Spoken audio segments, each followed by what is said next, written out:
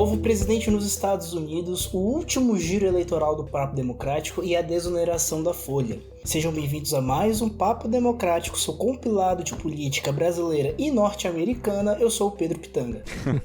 Fala galera, aqui é o Atanã e queria dizer que eu nunca votei pelo Correio. E aí pessoal, aqui é o Carlos e a reforma não vem, mas a desoneração parece que bateu aí na porta.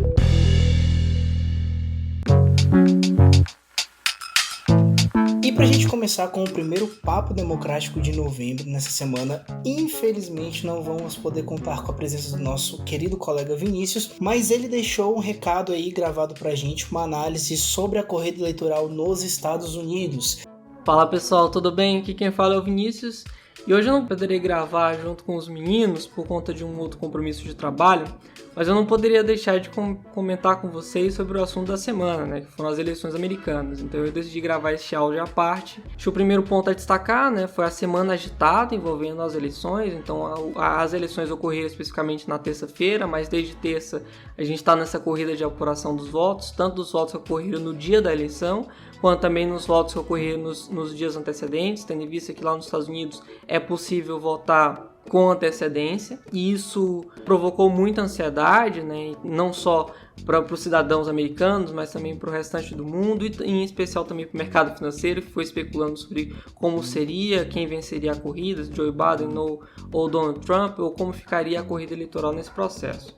E houve atrasos na contagem de votos, alguns bem marcantes, em especial em Nevada e no Arizona, que acabaram mobilizando a sociedade americana e inclusive também até gerando alguns memes muito engraçados aqui no Brasil, que eu acho que você deve ter compartilhado também, assim como eu, Atanã, Carlos e Pitanga. E eu acho que sobre esse atraso nas urnas, né, na apuração dos votos, eu acho que vale a gente ressaltar, né, a importância da urna eletrônica aqui no Brasil, que é de fato um grande sucesso, uma conquista do nosso regime democrático e faz com que a gente consiga apurar os votos com mais celeridade, o que é ótimo. Um segundo ponto que eu gostaria de trazer é em relação às reviravoltas que ocorreram na quinta-feira, né, que fizeram com que o quadro ficasse mais favorável para Joe Biden. Então essa reviravolta, tanto na Geórgia quanto na Pensilvânia na quinta-feira, foi muito marcante, o que fez com que ficasse mais evidente da possibilidade de que houvesse a vitória por parte do candidato democrata. Teve também outras vitórias marcantes, né, em especial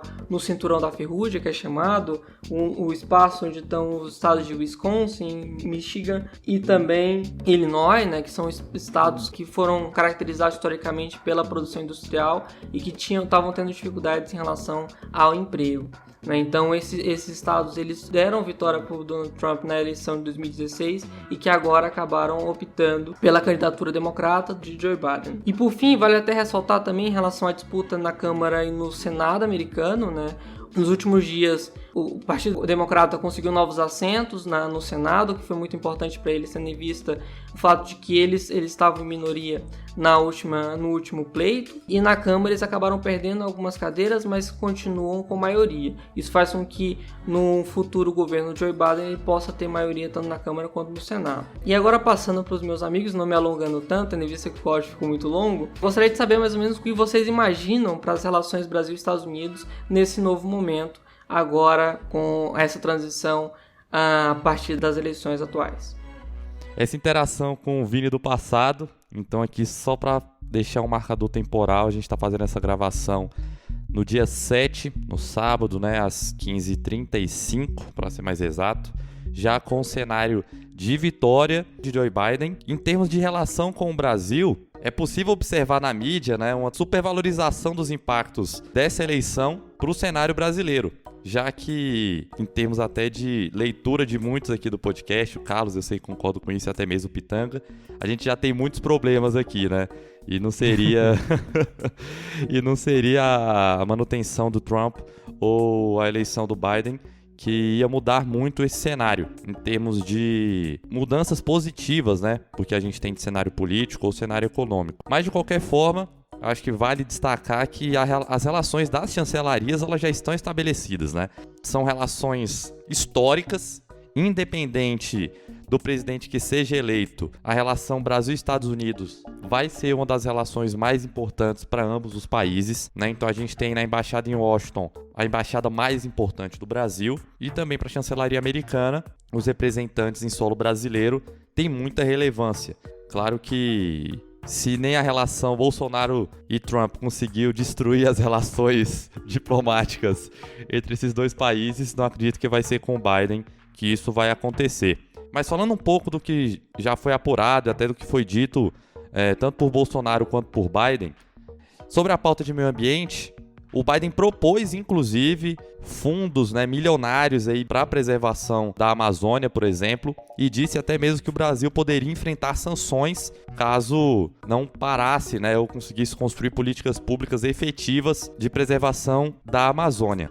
Em termos de disputa no sistema internacional, e no cenário internacional, é muito preocupante. Inclusive, até a chancelaria brasileira, com Ernesto Araújo aí, já destacou que a China tem se agigantado no cenário internacional, e muito disso aconteceu devido a uma diminuição no grande interesse da diplomacia norte-americana em atuar nas organizações internacionais. E isso fez com que a China conseguisse conquistar mais protagonismo. É claro que a gente tem que lembrar que os Estados Unidos e China estão numa disputa econômica muito ferrenha, e isso não deve mudar tanto assim com a eleição de Biden, mas o fórum certamente irá ser alterado, já que as negociações multilaterais e as discussões nos grandes fóruns da política internacional tendem a ser muito mais fortalecidos com Biden na presidência do que com Trump. Por fim, nesse sábado a gente já teve algumas autoridades de outros países, como o presidente da França, Macron, e também o primeiro-ministro britânico Boris Johnson já parabenizaram Joe Biden pelo resultado nas urnas, e também o presidente da Câmara dos Deputados, Rodrigo Maia, já parabenizou Biden pela sua eleição. De qualquer forma, todo mundo aqui está bem ansioso para acompanhar o discurso de Biden logo mais à noite, para saber como serão esses primeiros passos aí como candidato eleito que irá ocupar a Casa Branca no dia 20 de janeiro. Então, Pitanga, Carlos, queria saber de vocês aí, qual é a leitura de vocês sobre os impactos dessa eleição e como que isso vai impactar, as entranhas do governo brasileiro, sobretudo aí a base ideológica. Me falaram aqui que parece que o Ernesto Araújo tá meio triste. Dana, como um amigo nosso, o professor Cromar, falou em uma entrevista também na CNN, no fim do dia a realidade sempre se vinga. E no atual cenário, muito se aguarda por parte do presidente Jair Bolsonaro, assim como o nosso chanceler Ernesto Araújo, algum tipo de posicionamento ou algum tipo de pronunciamento em relação ao resultado da vitória de Biden nos Estados Unidos. E quando a gente pensa também em outros atores que já compuseram o governo federal ou também já foram personagens de toda essa narrativa do presidente Jair Bolsonaro, a gente consegue ver alguns posicionamentos já, algo que o presidente, novamente, ainda não fez. No caso, o governador de São Paulo, João Dória, já publicou e enviou uma carta parabenizando Joe Biden pela sua vitória à Casa Branca. A deputada estadual e candidata à Prefeitura de São Paulo, Joyce Hasselmann, também já se pronunciou em relação à vitória e que isso poderia simbolizar de alguma forma que o mundo, entre aspas, estaria voltando ao normal. Também a deputada federal Bruna Furlan já se pronunciou em relação à vitória do Joe Biden. Então a gente começa a ver algumas sinalizações por parte de pessoas que estão também participando das eleições, porém das eleições brasileiras, e também de algumas pessoas que têm um certo significado e é um ator importante aqui no Brasil dentro da política brasileira. Eu só destacaria também o tweet do governador afastado Wilson Witzel, do Rio de Janeiro, que para ele representa o fim do extremismo nos Estados Unidos. Witzel ainda pontuou que o país tem um forte poder de influência sobre as democracias do mundo e que os ventos do fim do extremismo também cheguem ao Brasil. Lembrando que Witzel encontra-se afastado após uma decisão não só monocrática do STJ, mas também como a sua derrota, que falaremos um pouquinho mais à frente, no caso do impeachment no Rio de Janeiro. Pois é, pessoal, acho que vale considerar que, assim, por mais que nós já tenhamos muitos problemas, como a Tana comentou mais cedo, a saída do Trump da Casa Branca, considerando todo o debate que envolveu a sua entrada, caso, né, toda a narrativa mais conservadora, também esvazia a narrativa conservadora para outros locais, né? Porque, querendo ou não, o Trump era o principal representante disso, pelo menos para o cenário ocidental. E nesse contexto, vale aguardar para ver quais serão os impactos sobre a própria narrativa do governo Bolsonaro, que já não é, né, há alguns meses, tão ideológica, mas que... Pois é. Que já se distanciou bastante desse processo, né? Mas que ainda guardava semelhanças justamente no debate internacional, justamente no posicionamento internacional. Então, é um ponto realmente muito importante para considerar para os próximos... Aliás, para a próxima semana, né? Começando, para ver qual vai ser o posicionamento do governo em relação à eleição. E aí, o que a gente tem que considerar também é que, por mais que o resultado já esteja sendo dado e que líderes de outras nações já estejam reconhecendo o Biden como presidente eleito dos Estados Unidos, a campanha do Trump já afirmou também que vai judicializar vários pontos e que vai questionar os resultados das eleições. Então, assim como nós já vimos esse filme antes de judicialização da política mais de uma vez, aliás, já faz parte do nosso dia a dia brasileiro, vale considerar que a insegurança jurídica no país existe ainda, ela vai ficar presente aí desse futuro próximo, e também vale considerar que, assim como foi a eleição de 2016 no Brasil, o resultado das eleições agora foi bastante próximo. Apesar do número de delegados já ter uma diferença considerável, em número de votos absolutos a diferença foi muito pequena. Então, um desafio para o Biden vai ser também lidar com um país que tem basicamente um racha entre percepções de dois grupos diferentes, né? Pois bem, mas não é só de eleição eleitoral que vive o brasileiro. A gente precisa lembrar que daqui a uma semana nós também estaremos contando os votos para as eleições municipais de 2020. Primeiro turno marcado para o dia 15 de novembro, e se você ainda não escolheu seu candidato, se você ainda não se posicionou em quem votar, tem os materiais bacanas no Instagram do Papo Democrático, fora que outros episódios a gente já havia comentado, trazendo o giro eleitoral, inclusive este é o último giro eleitoral, e a gente decidiu fechar com o município mais observado nas eleições desse ano, que é São Paulo. Mas para a gente entender um pouquinho São Paulo, a gente precisa falar de dois fatos que aconteceram durante essa semana que acabam mexendo um pouquinho no cenário eleitoral. O primeiro deles é que, como de costume, o presidente Jair Bolsonaro quase toda quinta-feira tem a sua live, e nessa última live da quinta-feira ele acabou mostrando o nome de alguns candidatos a prefeitos ao redor do Brasil. Vale lembrar que no período das convenções partidárias o próprio presidente havia anunciado que não iria declarar apoio ou iria participar de alguma forma das eleições municipais, e que, devido à não criação também do seu partido, que poderia ser um fator, ele ia apenas observar. Entretanto, ao longo dos meses e principalmente ao longo desse período que se aproxima do primeiro turno, não só a conta da sua esposa Michele Bolsonaro, como também dos seus filhos, apresentavam algumas indicações de nomes em municípios e também de prefeitos. Esse é o primeiro fator que a gente precisa ter em mente, mas também é um segundo fator que acontece, que eu falei com o Vini em off, que é realmente esse fator Celso Russomano. Celso Russomano, no começo da corrida eleitoral, disparava nas pesquisas, porém ao decorrer e principalmente agora nessa reta final, mostrou um certo derretimento nas intenções de voto ao atual deputado, candidato. E aí a gente vai começar a falar um pouquinho dessa disputa no nosso top 4, como sempre aqui no Papo Democrático. A última pesquisa da Datafolha, publicada no dia 5 de novembro, quinta-feira, mostra que o top 4 é composto por Bruno Covas em primeiro lugar pelo PSDB com 28%, Celso Russomano do Republicanos em 16%, Guilherme Boulos do PSOL em 14% e Márcio França com 13%. E dentro desse top 4 vale lembrar do efeito Celso Russomano, e como a gente falou, ele vem desidratando nessa parte final da corrida. E aí o que vale lembrar é quem vai herdar ou quem pode se aproveitar desse transbordamento de intenções de votos e quem sabe fazer uma disputa no segundo turno contra o atual prefeito Bruno Covas. Então, se os sites de aposta fizeram as suas apostas para quem era o presidente dos Estados Unidos, por que não também façam as suas apostas, mas fale lá no nosso Instagram do Papo Democrático quem será eleito o prefeito ou a prefeita, seja da sua cidade, seja também de São Paulo.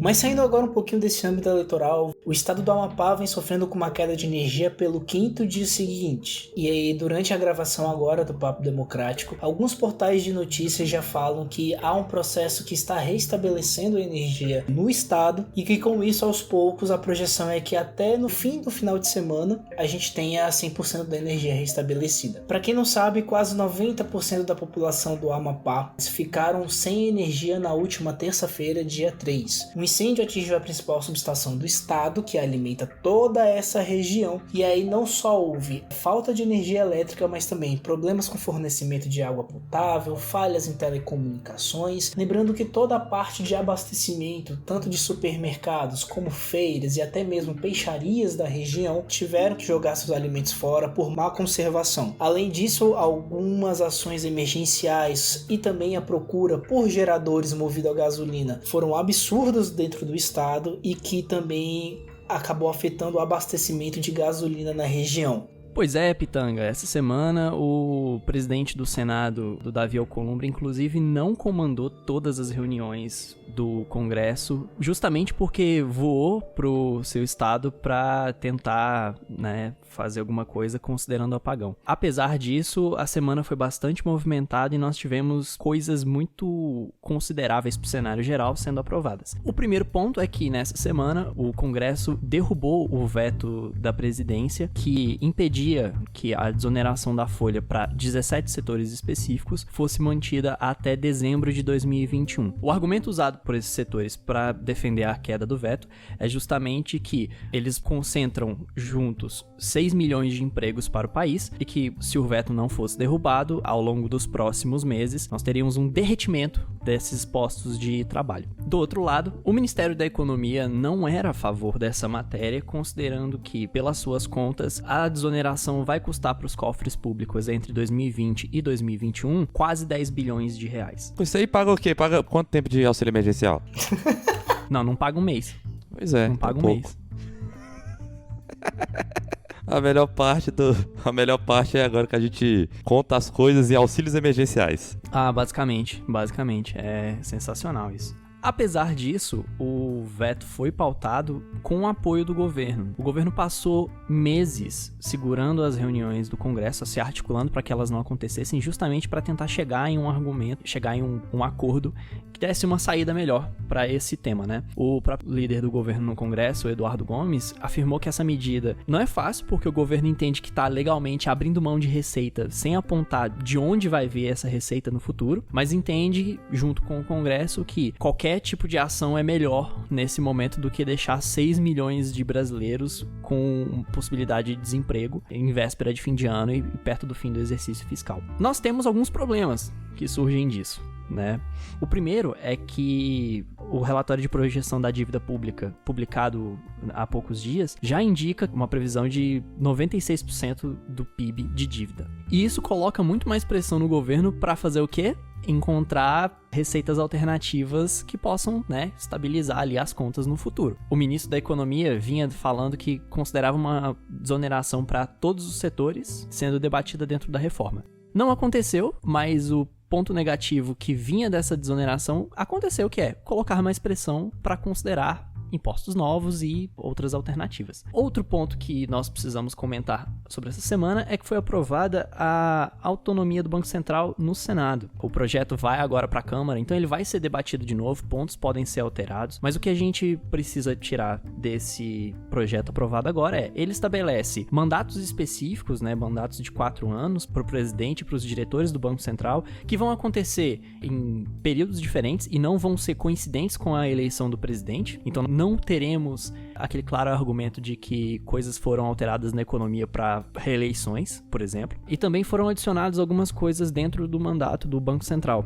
O Banco Central, primordialmente, tem como foco manter a estabilidade da economia e as metas de inflação. E aí, dentro desse mandato, foi adicionado, inclusive por iniciativa dos parlamentares mesmo, que o Banco Central vai ter também como objetivo zelar pela estabilidade e pela eficiência do sistema financeiro, suavizar as flutuações do nível de atividade econômica e fomentar o pleno emprego, que é um argumento que, principalmente a bancada trabalhista, defende há algum tempo, de que o Banco Central também deveria ter, dentro das suas metas e atividades, ações que combatessem o desemprego no Brasil. Também vale destacar, na parte do Legislativo, que a Câmara segue sem se reunir. A Câmara não teve deliberação de novo, e isso tem como pano de fundo as obstruções que nós comentamos no episódio passado, tanto da base do governo quanto da oposição.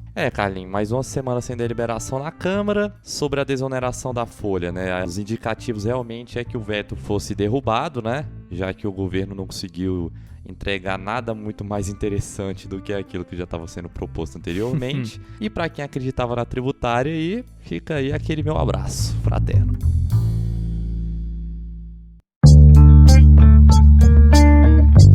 E esse é o momento de que a gente senta na mesa, joga aos búzios, mas não tenta brincar com o futuro e sim com os sentimentos da política brasileira. Pois bem, como eu falei, faltam uma semana para as eleições municipais e a minha expectativa é que nessa reta final a gente tenha uma redução brusca das atividades legislativas, mas ao mesmo tempo a gente tem uma intensidade na campanha e principalmente nessa movimentação das bases eleitorais. Então vale ficar de olho você que ainda não escolheu seu candidato, não só nas campanhas nessa reta final, mas também no Papo Democrático, no Instagram, segue lá, gente. Então, vai ficar faltando aí uma semaninha para as eleições municipais. E a minha aposta é que não vai acontecer nada de novo. Vamos manter aí mais uma semaninha sem deliberações relevantes da Câmara. O Congresso já apreciou os vetos que tinham que apreciar. Agora o que eu quero saber é quando o governo vai parabenizar o Biden pela vitória nas eleições americanas, ou ele vai esperar o mês de dezembro, que é quando o colégio eleitoral encaminha os votos, para dizer que dessa vez está valendo e que o Biden ganhou a eleição.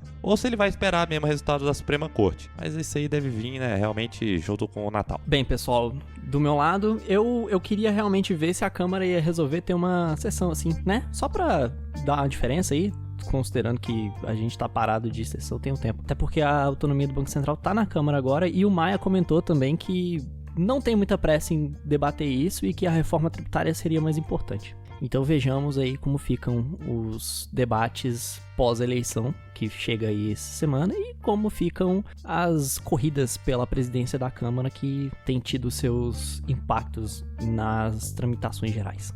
Se fosse o Vini aqui, ele ia falar que queria saber alguma Quer coisa ver do o jogo do Corinthians Corinthians. perder. Então tá aí, Vinícius. Espero que o Corinthians Aí perca, estamos... o Vasco ganhe. E é isso, abraço.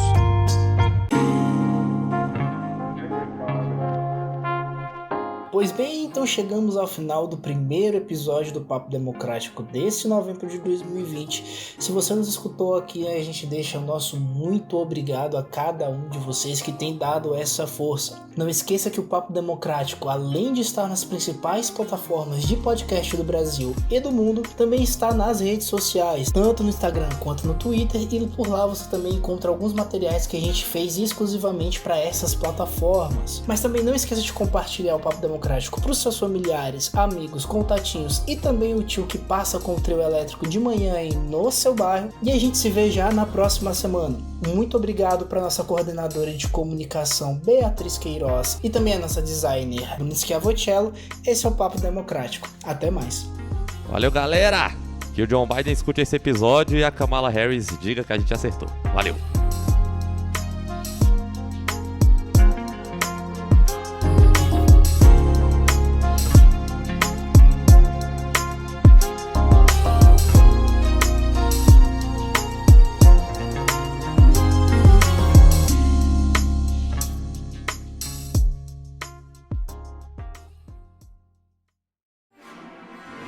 Você que está escutando os créditos, porque eu acho que o Carlos vai colocar isso, em 2012, pesquise a apuração dos votos das escolas de samba em 2012, em São Paulo. Aliás, não, faz o seguinte, vamos dar engajamento pro menino Pitanga. Chama o Pitanga no direct, que ele te Chama ele, que esse ele link. veio.